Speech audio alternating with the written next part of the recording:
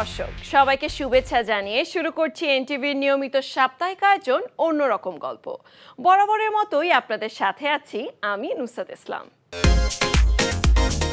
কিশোরগঞ্জের কুলিয়ারচরের অখ্যাত গ্রামের সাজিবুর নিজের মেধার চর্চার মাধ্যমে বিরল প্রতিভার স্বাক্ষর রেখে চলেছে। আর যারা তার প্রতিভা প্রত্যক্ষ করেছেন তারা জানিয়েছেন তার এই অঙ্গভঙ্গি ও হরবোলার রূপ ভীষণ আনন্দদায়ক। বিরল প্রতিভার স্বাক্ষর রাখা সাজিবুরকে নিয়ে থাকছে একটি প্রতিবেদন। কুলিয়ারচর উপজেলার গোবরিয়া আবদুল্লাপুর ইউনিয়নের অজপাড়াগা সলিমুল্লাপাড়া কৃষি প্রধান এই গ্রামের স্থানীয় লক্ষ্মীপুর দ্বিমুখী উচ্চ বিদ্যালয়ের ৮ম শ্রেণীর শিক্ষার্থী সাজিবুর।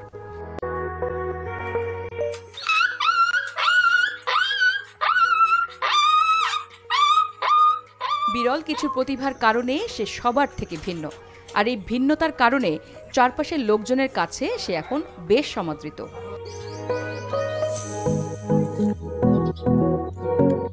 প্রায় প্রতিদিন কোনো না কোনো অঞ্চল থেকে তার খোঁজে বাড়িতে এসে হাজির হচ্ছেন দর্শনার্থীরা।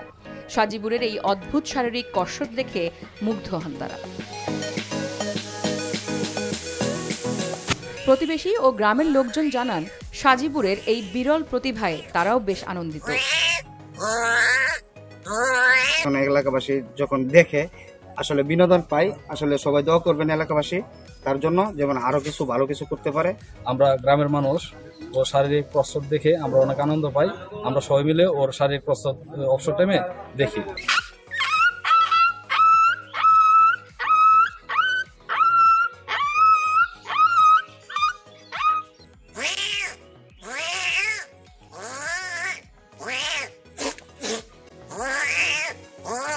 আগত অতিথিরা তার কণ্ঠে কুকুরের ডাক, বিড়ালের ডাক ও ঝগড়া, ছাগলের ডাক, কাকের ডাক শুনে কিছুক্ষণের জন্য ফিরে যান প্রকৃতির মাঝে।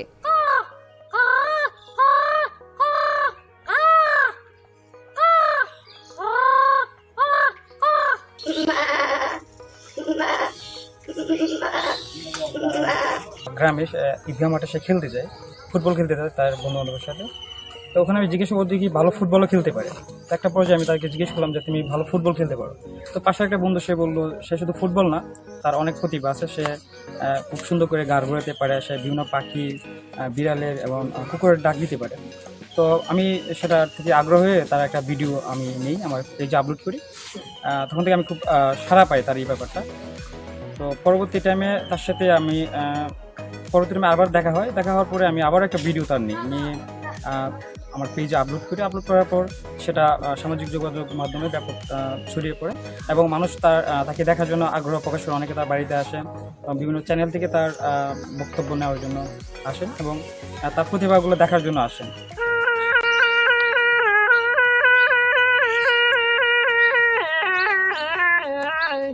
শুধু প্রাণীর নয়, সে গলা দিয়ে বিন বাজিয়ে সাপুরের গানের সুর তুলতে পারে চমৎকারভাবে।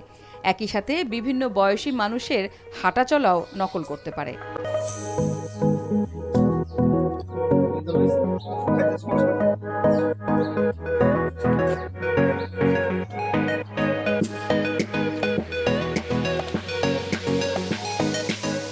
এমনি শিখছি আর কি, এগুলা মানুষকে দেখে আমিও একটু মজা পাই, মানুষও একটু হাসি ঠাট্টা করে আর কি, আমিও ভালো লাগে। সাজিবুরের এই বিরল প্রতিভায় মুগ্ধ ও গর্বিত তার সহপাঠীরাও। আমাদের সহপাঠী মানে ওর বাড়ি আমাদের বাড়ির পাশে, অনেক শারীরিক অঙ্গভঙ্গি দেখাতে পারে, তার অঙ্গভঙ্গিগুলো অনেক সুন্দর হয়। ও খুবই ভালো স্টুডেন্ট, ও যে অনেক শারীরিক অঙ্গভঙ্গি করতে পারে। আমাদের মনে হয় ওকে যদি জিমন্যাস্টিকে দেওয়া হয় তাহলে ও খুব ভালো পারফরমেন্স করতে পারবে।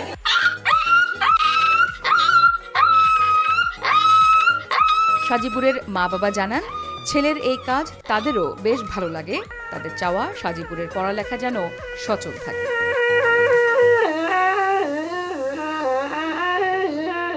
কার্যকলাপ বাজিবুজিটা দেখিয়া মানুষ খুব আনন্দ পায়। মানুষ বাড়িতে আইয়ে টানাটানি দেখিয়া আমরাও কিন্তু মন পালা, আমরাও দিই, মানুষও শান্তি পায়, মানুষও ভিড় করে আয়া কৃষিকাজ করিয়া চলাফেরা করি। আমি সাজিগুলো দিতে পরে পড়ালেও ভালো, কারণ পড়ালেখার খরচ আমি ঠিক মতো দিতে পারি না। সরকার যদি একটু সহযোগিতা করতো তাহলে ছেলেটার একটু গান বাঁচত।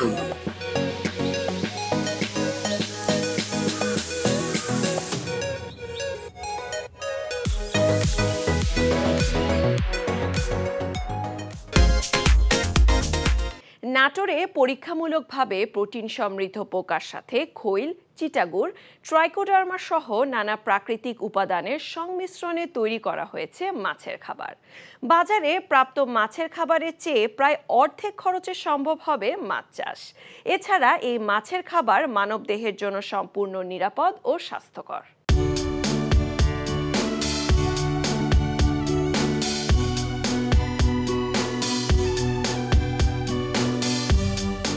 প্রোটিন সমৃদ্ধ ব্ল্যাক সোলজার লার্ভি বা বিশেষ ধরনের পোকা ও ল্যাবে উৎপাদিত আরেক বিশেষ ছত্রাক ট্রাইকোডার্মার সাথে চিনি কলের চিটাগুড়, সরিষার খৈল, পোলট্রি ফার্মে শোধনকৃত লিটার মিশিয়ে উৎপাদন করা হয়েছে এই মাছের খাবার। ইতোমধ্যে পরীক্ষামূলক সফলতাও পেয়েছেন গবেষক ডক্টর GNM ইলিয়াস। এই খাবার পুকুরে ব্যবহার করলে মাছের প্রধান খাবার প্লাঙ্কটন উৎপাদন বৃদ্ধি করে। আবার নবায়নযোগ্য খাবার হওয়ায় পানির জৈব উৎপাদন বৃদ্ধি করে। এর ফলে মাছের পাশাপাশি হাঁসের খাবার তৈরি হয়।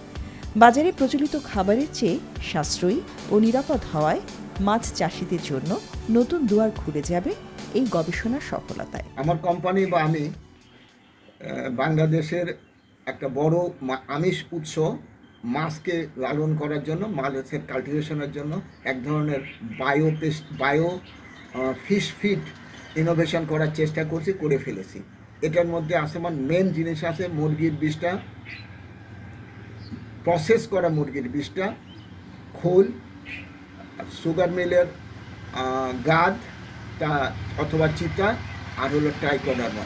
এর সঙ্গে এক ধরনের বিশেষ পোকা আছে। পোকাটা ব্যবহার করার উদ্দেশ্য প্রোটিন এবং ফ্যাটকে ইনক্লুড করার জন্য।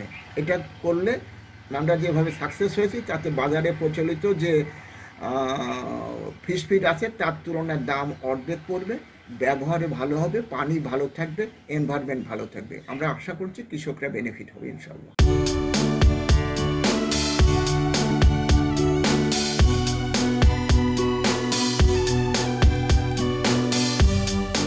স্থানীয় কিছু মৎস্য চাষী পরীক্ষামূলকভাবে তাদের পুকুরে এই খাবার ব্যবহার করে সফলতা পেয়েছেন।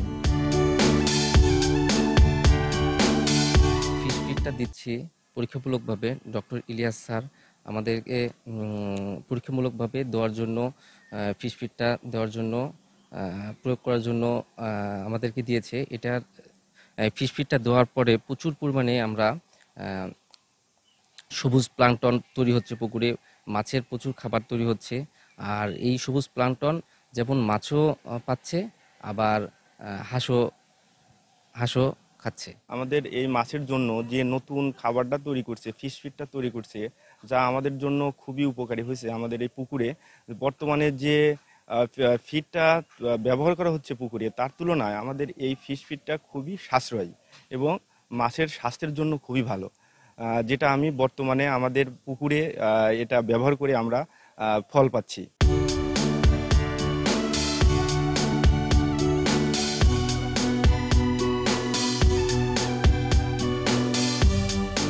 এই মাছের খাবারের বাণিজ্যিক ব্যবহার মাছ চাষে যেমন সমৃদ্ধি আনবে, তেমনি মানবদেহের ঝুঁকি শূন্যের কোটায় নামিয়ে আনতে সক্ষম হবে বলে আশা গবেষণা সংশ্লিষ্টদের। করতে সময় লাগে মাত্র 41 দিন। 41 দিন পর আমরা এটাকে তৈরির প্রক্রিয়াতে নেওয়ার পর দেখা যায় যে আমাদের খরচ মাত্র 40 কেজিতে 800 থেকে 900 টাকা খরচ পড়ে। এটা আমাদের কৃষক লাভবান হতে পারে। এটা আমরা পরীক্ষামূলক এখনো বাজারজাত করিনি, কিন্তু বাজারজাত করব। আমরা এখনো প্রস্তুতি নিতে যাচ্ছি।